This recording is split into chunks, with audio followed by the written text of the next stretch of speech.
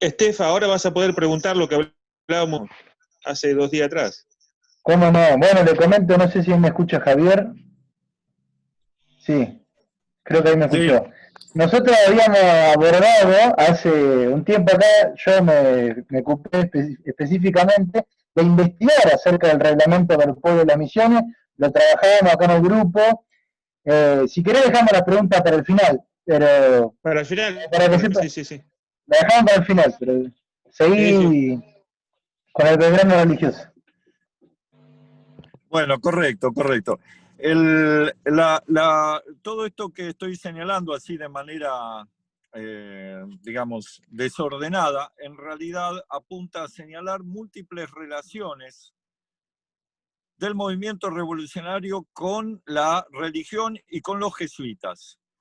Entonces, quisiera tratar de precisar, digamos, el libro mío es bastante extenso, así que no los quiero abrumar con consideraciones excesivas, pero me parece necesario resaltar 2 o 3 hechos. Primero, un tema que todos sabemos, pero no siempre lo tenemos suficientemente en cuenta, que en la Revolución Hispanoamericana, los religiosos, una buena parte de ellos, sobre todo de los curas bajos o de los que pertenecían a ciertas órdenes, como la Orden de Santo Domingo, tuvieron una activa participación.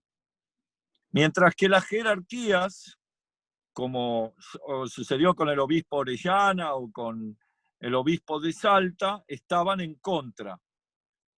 Incluso el papado, que tuvo una actitud condenatoria hacia el movimiento revolucionario. Entonces hay un divorcio entre la jerarquía eclesiástica y los curas más vinculados a la labor de todos los días, más vinculados al pueblo.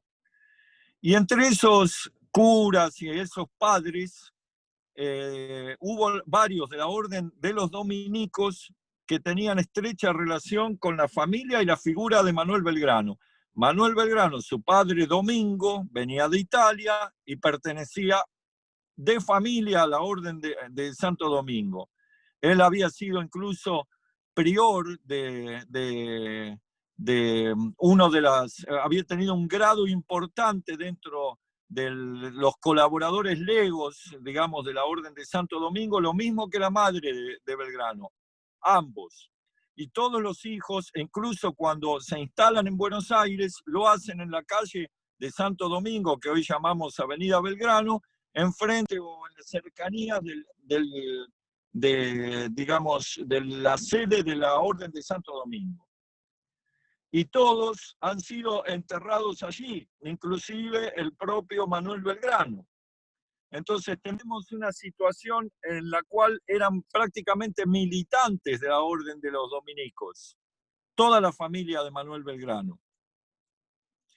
Y que esto venía, reitero, de sus ancestros. Entre los amigos que tenía Manuel Belgrano en la Orden de Santo Domingo estaba el padre Isidoro Celestino Guerra. Digamos, este cura, este religioso, no solo tenía una amistad personal con Manuel Belgrano y con toda su familia, era de alguna manera un protector y digamos, como una especie de mentor de Manuel Belgrano. Y casualmente era el propietario de una de las pocas copias fidedignas, tenía en su poder una de las pocas copias fidedignas del libro de Manuel Lacunza, que le habían traído de Italia.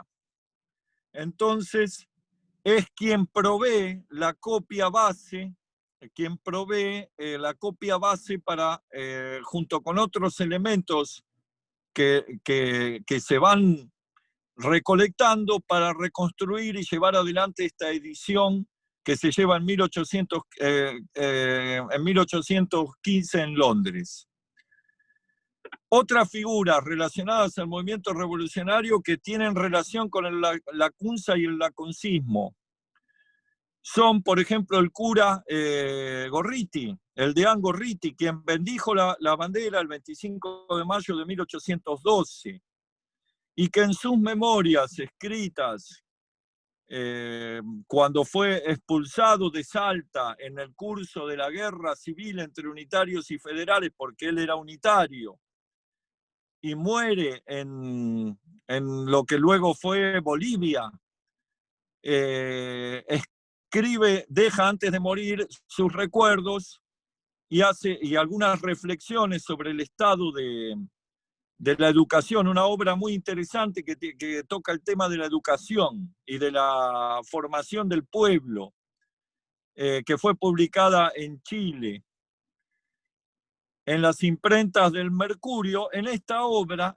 habla expresamente, recuerda la obra de Manuel da Cunza. La cita de memoria, evidentemente porque se equivoca en el título, pero era un libro de los que él había perdido cuando perdió su biblioteca, cuando fue expulsado de su casa en la lucha entre unitarios y federales. Ese libro que tenía Gorriti se lo había regalado Manuel Belgrano cuando volvió de Londres. Y consideraba que era de fundamental importancia el conocimiento de la obra de Lacunza. Era otro lacuncista. Antes de que llegaran la obra de Lacunza completa, circuló en Buenos Aires a fines del siglo XVIII un escrito que se conoció como el Anónimo Milenarista, en el cual era un compendio de muy pocas páginas, contenía las ideas principales de la interpretación que hace Manuel Lacunza del libro del Apocalipsis de San Juan. Es una curiosidad, pero ese anónimo tuvo tremenda repercusión en el Río de la Plata porque dio lugar a varios debates en donde intervinieron figuras tales como el padre de Vélez Sarsfield, intervino el deán Funes. Hubo una serie de personajes que estuvieron debatiendo sobre las consecuencias de las ideas de Lacunza. ¿Qué sucede cuando hay un régimen absolutista, cuando no hay una libre circulación y discusión de las ideas políticas? Muchas veces ha pasado en la Edad Media, pasa en las sociedades teocráticas, parte de la discusión política se convierte en una discusión teológica o en una discusión religiosa. Y esto pasó también en América. ¿Por qué esta obra de Manuel Lacunza, que habla del Apocalipsis, pudo haber tenido importancia en esos años? Porque de alguna manera canalizaba el sentimiento, la sensación de que se estaba preparando una transformación revolucionaria en la sociedad hispanoamericana. ¿Cómo se llama el libro? Se llama La Venida del Mesías en Gloria y Majestad. Y es un análisis que hace del libro, de la obra del libro del Apocalipsis, atribuido al apóstol San Juan, en donde Lacunza hace una interpretación literal de los textos bíblicos, analiza no solo esta profecía, analiza el sermón escatológico de Jesús en el Evangelio de San Mateo, analiza el libro de Daniel y otras profecías bíblicas para tratar de establecer, hacer una reinterpretación de esos textos con miras a determinar en qué condiciones se habría de producir esta segunda venida del Mesías, que se conoce con el término parusía. Y uno se pregunta qué importancia tiene todo esto o qué importancia podía tener para Belgrano, para la revolución o para que tantos patriotas estuvieran interesados en este tema. Cuando analizamos estas ideas religiosas nos damos cuenta de que el milenarismo, el concepto que aparece expresado en el capítulo 20, si mal no recuerdo, del Apocalipsis, de que va a haber un reino de 1000 años en la tierra de Jesús. Jesús resucitado y regresado a la tierra para reinar durante 1000 años. Concreción de alguna manera de la aspiración mesiánica propia del pueblo judío.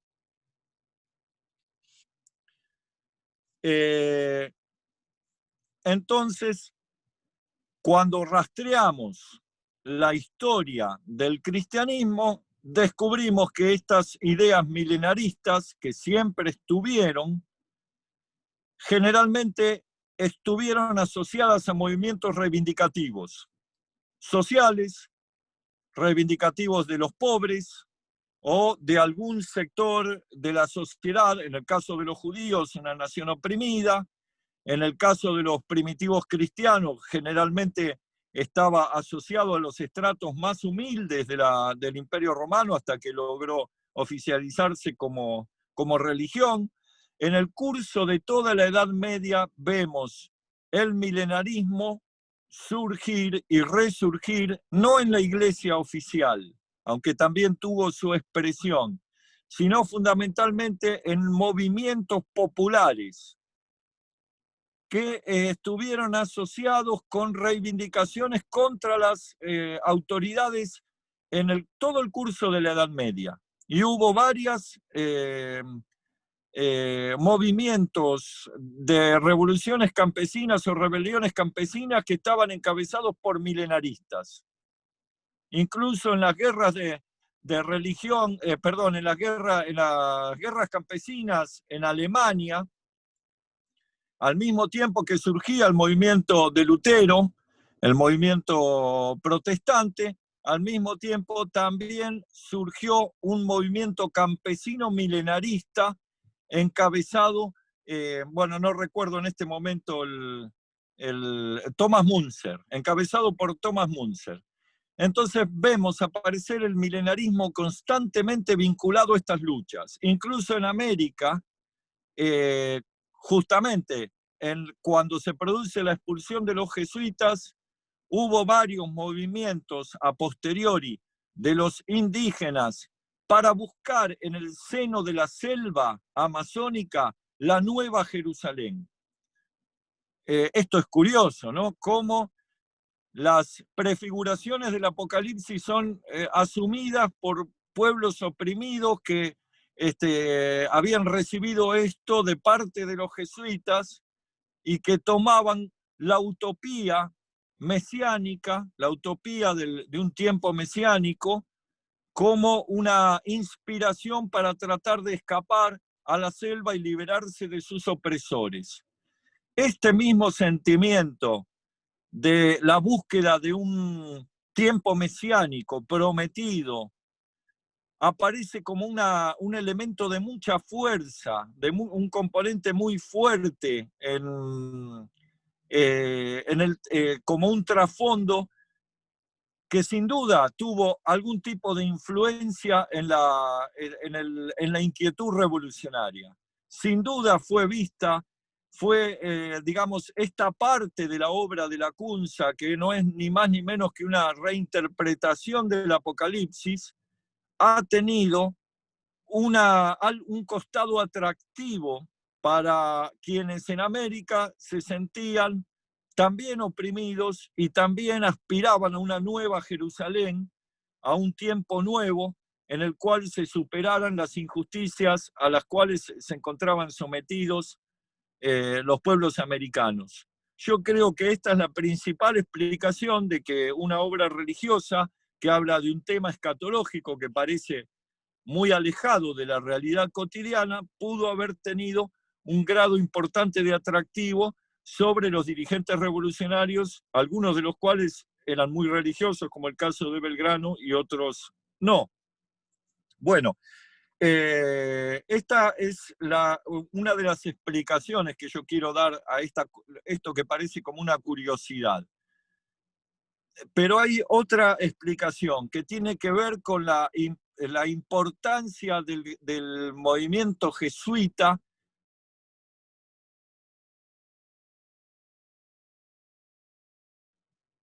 Y podemos decir, e incluso hay algunos historiadores que aventuran la hipótesis de que los jesuitas, digamos, un poco exagerada, pero como para postularla, como para provocar, digamos, de que la propia revolución hispanoamericana fue la venganza de los jesuitas contra el rey de España. Digamos que esta visión parece un poco exagerada, pero sin duda los jesuitas, a partir del maltrato que recibieron y de su expulsión, se convirtieron en una fuerza adversa a la corona. Esto había sido temido por Carlos III, había sido temido por sus antecesores y había sido temido por el marqués de Pombal en Portugal, que había incitado a la colonia española a la expulsión de los jesuitas por todos los medios que tenía a su alcance. Y revela que realmente, es más, incluso uno de los motivos que alegaba Carlos III, una de las sospechas que tenía Carlos III respecto de los jesuitas, era la idea, un poco estrafalaria, de que pudieran tener algún acuerdo o auxiliar al imperio inglés para desarticular las colonias hispanoamericanas. Esto era una teoría conspirativa que tomó Carlos III para justificar una de las tantas justificaciones de su draconiana medida. Pero sin duda, dejando a un lado la fantasía de Carlos III, sin duda los jesuitas debieron de alguna manera utilizar su influencia en la sociedad para generar el descontento, para alimentar el descontento contra ese orden de cosas que les había sido tan adverso.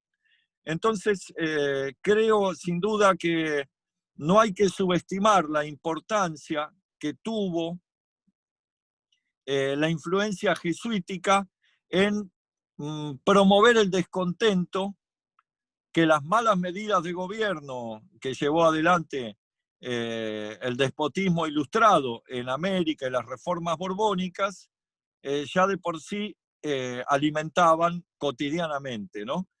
Y creo que Manuel Belgrano fue un hombre que supo percibir todo esto, que lo supo hacer carne y lo supo expresar y vehiculizar. Por eso, si bien hay una parte importante de la revolución que está fuertemente influida por las ideas de la Ilustración, como el mismo Belgrano lo está, también hay un componente importante de esa revolución y del pensamiento belgraniano que está influido por todos estos movimientos religiosos vinculados a los jesuitas. Por último, un poco para no extenderme, ya me extendí demasiado, una breve referencia a Manuel Lacunza. Manuel Lacunza era un hombre que venía de una familia un poco, digamos, con un buen pasar. Incluso su abuelo era propietario de esclavos y tenía plantaciones. Se incorpora, era un intelectual, se incorpora para estudiar a la Compañía de Jesús y digamos, toma los hábitos, se convierte en jesuita y presta los 4 votos. Ustedes saben que los jesuitas no tienen solo los 3 votos que tienen todas las órdenes religiosas, sino que tienen un 4.º voto que es de lealtad y fidelidad al Papa, ¿no? Que es una de las cuestiones que las monarquías absolutas europeas argumentaron contra los jesuitas, diciendo que ellos eran agentes de un rey extranjero, que era el Papa, y que actuaban en contra de los reyes, ¿no? Esta era una de las clásicas argumentaciones contra la organización y el poder de los jesuitas. Bueno, Manuel Lacunza cometió, digamos, tomó la decisión inoportuna de tomar los 4 votos pocos meses antes de que se hiciera pública casi días, digamos, de que se hiciera pública en Chile la expulsión. O sea que corrió la suerte de todos sus compañeros y hermanos jesuitas, fue expulsado y terminó recalando en Italia en condiciones de mucho abandono, de mucho desamparo, y vivió modestamente en un pueblito, en el pueblito de Imola, que pertenecía a los estados que formaban, digamos, que estaban bajo jurisdicción del Papa, hasta su muerte. Se dedicó durante décadas a escribir este libro y a investigar y a hacer profundas investigaciones bíblicas, y tiene varias características esta obra que la hacen muy peculiar. Una de ellas es que trata bien a los judíos, a diferencia de otros pensadores católicos o teólogos que, digamos, acostumbraban a practicar el antisemitismo más furioso. En el caso de Lacunza, escribe la obra bajo un seudónimo de un judío y presentándose como una especie de investigador o de digamos, estudioso de la Biblia judío que descubre estas cuestiones.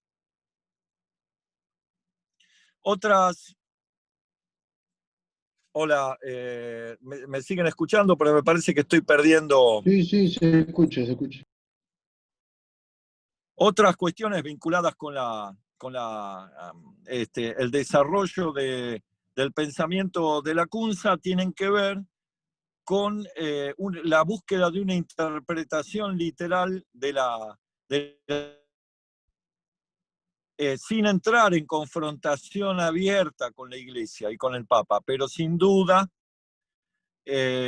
su posición,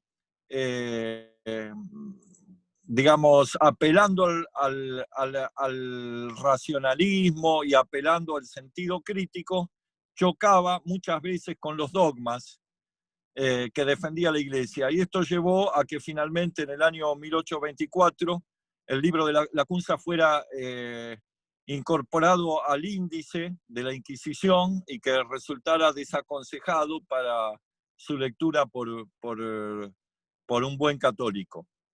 Por lo menos que no se lo pudiera leer sin la guía de un sacerdote. A pesar de esto, la obra de Lacunza siguió siendo recomendada y promovida por los curas en América, como lo hizo Gorriti en este escrito que estoy refiriendo, y como lo hicieron muchos otros, especialmente en Chile, mucho tiempo después.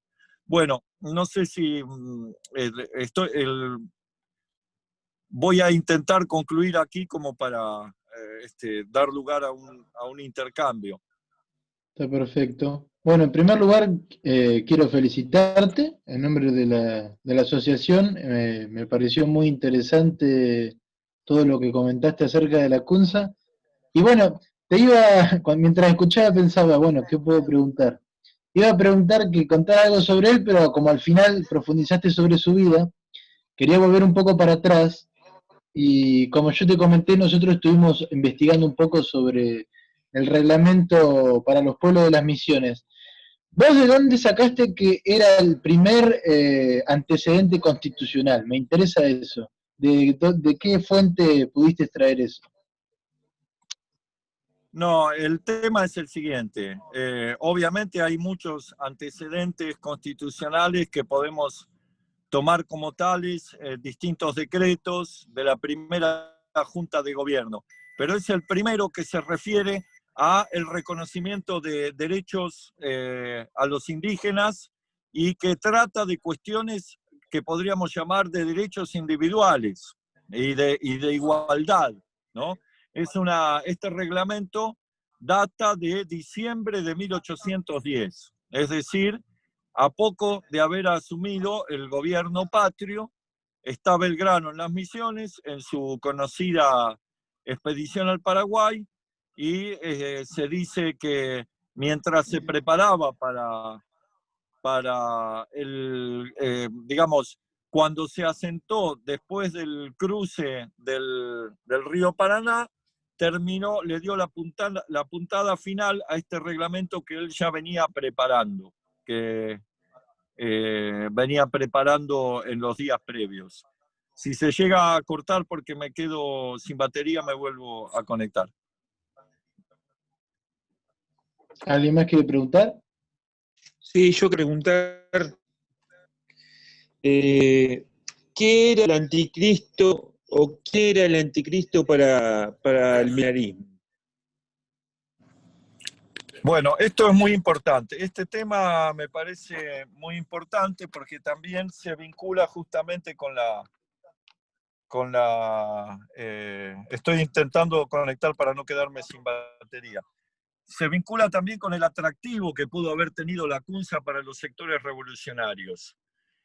¿Cuál es su interpretación del anticristo? Y es una interpretación totalmente novedosa incluso dentro de la larga tradición de la Iglesia y de todos los teólogos que se dedicaron a escribir sobre el tema.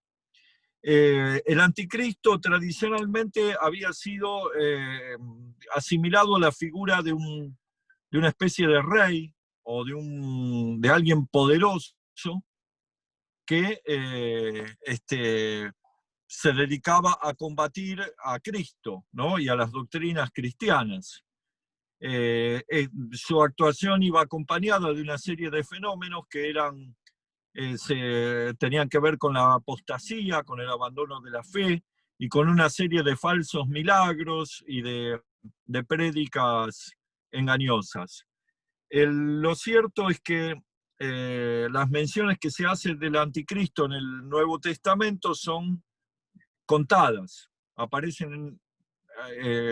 Aparece expresado simbólicamente en el Apocalipsis y aparece mencionado en algunas epístolas. El Manuel Lacunza introduce una novedad que yo creo que es la que le dio mucha, mucha difusión, a pesar de no estar escrita, impresa la obra, porque circulaba en manuscritos y en copias, no solo en América, sino también en Europa, en Inglaterra, en el mundo anglosajón, fue traducida, fue adoptada por distintos sectores en Francia, dio origen al nacimiento de varias nuevas iglesias. Esto es interesante, porque parte de la interpretación de Lacunza dio pie a la aparición de un montón de iglesias protestantes, incluida la Iglesia Adventista del Séptimo Día, que reconoce a Lacunza como un inspirado, si bien ellos detestan el catolicismo, de alguna manera le reconocen a Lacunza que a pesar de haber sido católico, dicen, pudo ver la verdad, ¿no? En la cual creen los miembros de la Iglesia Adventista. Lo mismo ha pasado, ha tenido influencia, por ejemplo, en los Testigos de Jehová, en congregaciones, en diversas congregaciones que tuvieron mucho auge entre los años 30, 40 y 50 del siglo XIX y que continúan algunas de ellas hasta hoy. Pero Lacunza no se propuso en ningún momento generar un movimiento alternativo a la Iglesia Católica porque él se reconocía parte de la Iglesia. Sin embargo, su interpretación del anticristo es que no se trata de una persona individual. Él sostiene que el anticristo es un sistema, es una concepción sistémica. Él dice que el anticristo es un conjunto de personas que están coaligadas para destruir las enseñanzas de Cristo, para eliminarlas, eliminar la influencia de Cristo en el mundo. Dice que eso es el anticristo y que el anticristo tiene una serie de armas. Y estas armas son los reyes y las potencias. que son los que instrumentan, los que llevan adelante las doctrinas anticristianas. Y evidentemente él lo asociaba en ese momento con lo que había ocurrido con la Compañía de Jesús, en donde el propio Papa los había traicionado. El Papa los había traicionado y los había encarcelado o confinado. En donde él dice, la propia Iglesia va a ser parte, una parte de la Iglesia corrompida, va a ser parte del anticristo. No es la interpretación que hacen algunos protestantes que dicen, el anticristo es el Papa. De ninguna manera. Él lo que sostiene es que la Iglesia va a ser infiltrada por el espíritu anticristiano, y él lo relaciona todo esto con la suerte que en ese momento tuvo la Compañía de Jesús. Y relaciona este movimiento con el avance de las doctrinas de la Ilustración. Y esto es interesante también porque, y no es, digamos, no es caprichosa esta visión de Lacunza, porque efectivamente es la Ilustración la que impulsa la persecución contra los jesuitas, es la Ilustración la que de alguna manera toma influencia sobre, inspira las reformas borbónicas e inspira a Carlos III y a otros monarcas europeos, y hay una coalición, digamos, en ese momento, en el siglo XVIII, para terminar con la influencia de la Compañía de Jesús y para quitarle su brazo ejecutor, como se lo llamaba en ese momento, al Papa. Despojar al Papa de los jesuitas. El único lugar en donde la orden de expulsión de los jesuitas no se llevó a cabo es en Rusia. Y esto por obra, hubo dos monarcas que protegieron a los jesuitas. Uno fue Federico el Grande, en Prusia, y el otro fue Catalina la Grande en Rusia. Pero el primero terminó cediendo a las presiones y también los expulsó. Catalina la Grande simuló que nunca se enteró y que nunca llegó a sus manos la bula papal que desarmaba la orden de los jesuitas. Entonces la tiró por un cajón y mantuvo la orden de los jesuitas en Rusia porque tenían también una activa obra educativa y social que ella consideraba valiosa.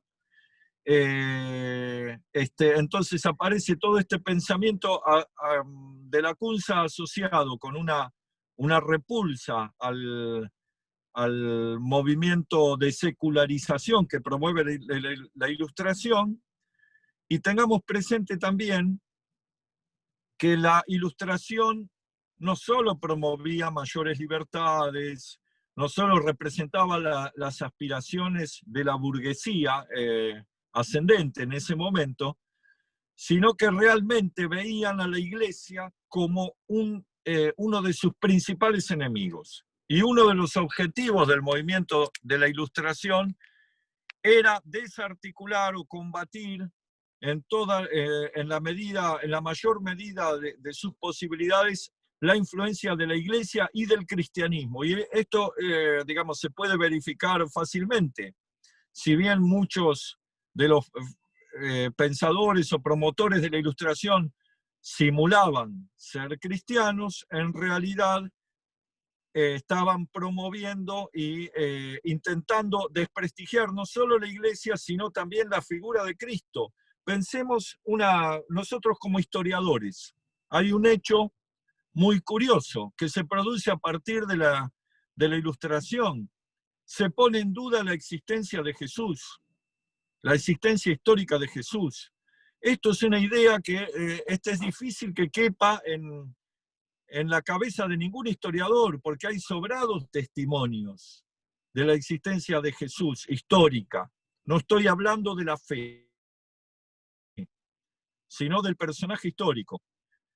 Hay testimonios que primero provienen de las comunidades cristianas, pero dicen estos historiadores o estos pensadores influidos por el anticristianismo de la Ilustración, dicen que los testimonios de las comunidades cristianas no son válidos. ¿Por qué? ¿Por qué no serían válidos? No, porque son interesados. Después argumentan que Jesús no escribió. Sócrates tampoco a estos historiadores poner en duda la existencia de Sócrates. Jesús no escribió, pero sus enseñanzas fueron transmitidas por tradición oral, que es una fuente de la historia como cualquier otra. Entonces, no me quiero desviar demasiado. Lo que quiero señalar es que aparece una posición crítica de poner en duda la existencia histórica de Jesús, porque en realidad esto era parte del programa de la Ilustración. Consistía en desacreditar al cristianismo por todas las vías, incluso hasta negando la existencia misma de Jesús, tratando de reducirlo todo a una simple fábula inventada por dos curas y por dos papas. Bueno, Javier, sí. Disculpame que te interrumpa, pero nos quedan segundos de esta reunión. ¿Quieren que nos volvamos a conectar a este mismo link para terminar preguntas o terminamos aquí? Como quieran.